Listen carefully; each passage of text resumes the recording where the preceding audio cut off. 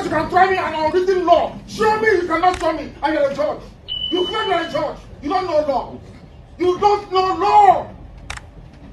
Nonsense. Where is the final written address? Where is it? Which law gave you the right to waive my final written address? Which law gave you that right?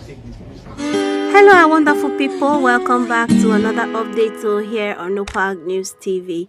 So guys, a lot has been happening in Nigeria, as one of which is that a court sitting in Nigeria has found separatist leader Nnamdi Kanu guilty of terrorism and other charges following a decade-long legal case full of drama. If you've been following that case, he has been sentenced with 4 life sentences along with other terms to be served concurrently. The prosecution, according to Justice Omotosho, was supposed to be a prosecution for a death penalty, but he said that the executions were now frowned upon, that death penalty was frowned upon. So in his ruling, he said he was satisfied that Nnamdi Kanu had made a series of broadcasts to incite violence and killings as part of his campaign for a separate state in southeast Nigeria known as Biafra.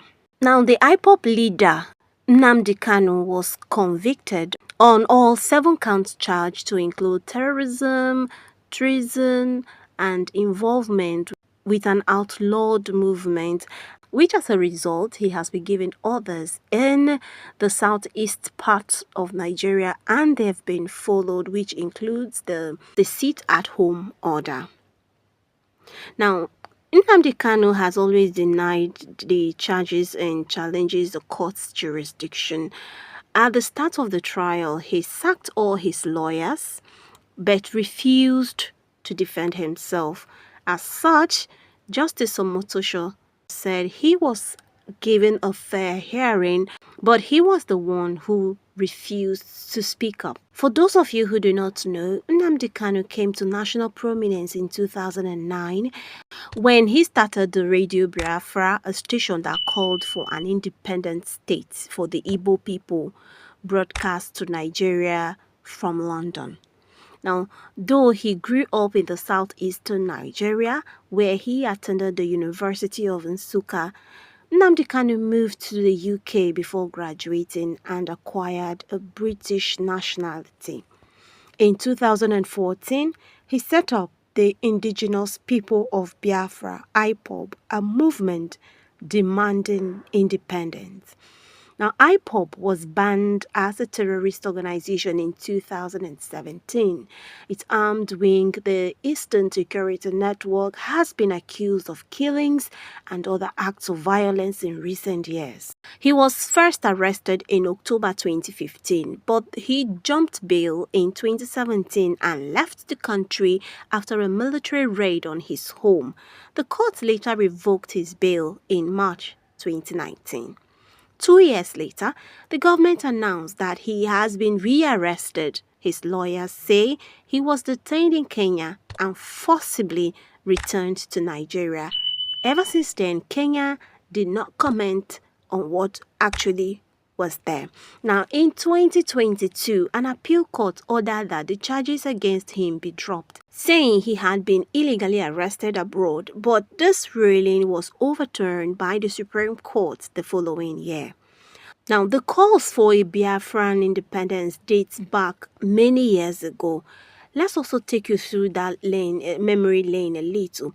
In 1967, Igbo leaders declared a Biafran state, but after a brutal civil war, which led to the deaths of up to 1 million people, the secessionist rebellion was defeated. Many Igbo people continue to feel that they are marginalized by the Nigerian state. However, it is not clear how many are in favor of this independence. For some people who witnessed the civil war at that time, they would tell you that they would never pray for such a thing to happen again in this climb.